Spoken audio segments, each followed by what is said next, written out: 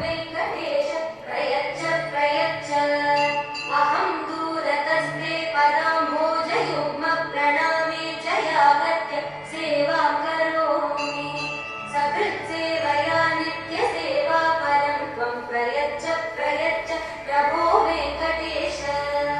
अज्ञानिना मया दोषान् शेषान् विहितान् हरे क्षमस्व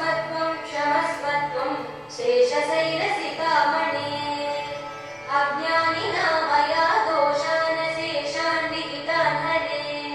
क्षमस्व शेषशैलसिकामणे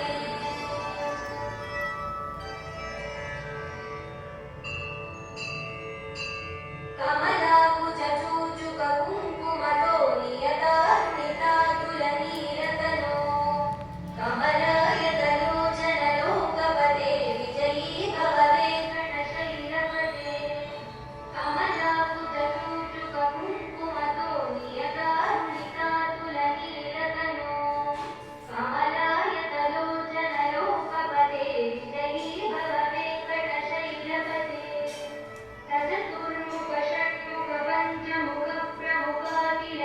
चतुर्मुखषण्मुखपञ्चमुखप्रमुखाखिलदैवतमौलिमणे